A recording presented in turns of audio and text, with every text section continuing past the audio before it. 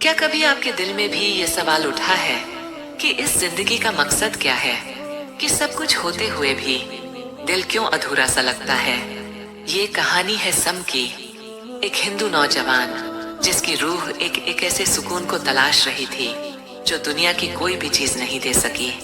लेकिन एक दिन एक आयत ने उसके दिल की जंजीरें तोड़ दी और उसका सफर शुरू हुआ रोशनी की तरफ। मैं कौन हूँ और इस जिंदगी का मकसद क्या है? यही सवाल हर रोज सम के दिल में उठता था।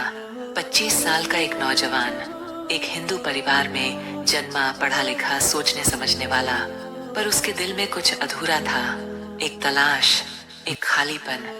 मैंने बहुत कुछ आजमाया, किताबें, ध्यान, साधना, रिश्ते, पर फिर भी दिल को सुकून नहीं मिला। फिर एक दिन मैंने एक ऐप पर किसी अजनबी से दिल की बात की और उसने मुझसे सिर्फ एक सवाल किया, क्या तुमने कभी इस्लाम को समझने की कोशिश की है?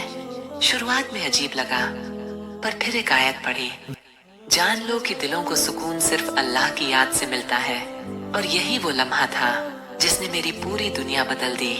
मैंने कुरान पढ़ना शुरू किया। हर आयत जैसे मेरे जख्मों को मरहम देती रही। हर लफ्ज ऐसा लगा जैसे कोई मेरे अंदर की बात कर रहा हो।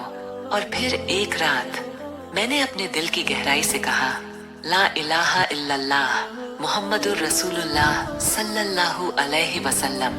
उस वक्त मेरी आंखों से आंसू बह रहे थे, पर दिल सुकून से भर गया था। अब मेरी जिंदगी की सुबह फज्र की अजान से होती है और रातें सजदे में अल्लाह से बातें करते हुए गुजरती हैं। वो अल्लाह जो सुनता है, जो जानता है, जो हमेशा साथ है।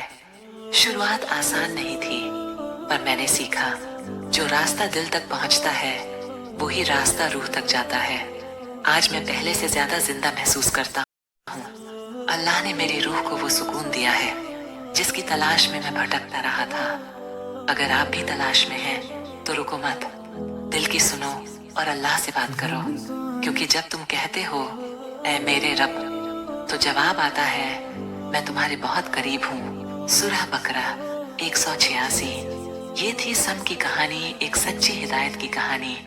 अगर इसने आपके दिल को छुआ है तो इसे शेयर जरूर करें, शायद ये किसी और की रूह को भी जगा दे। चिराग राह 24, जहाँ रोशनी मिलती है रास्ते को।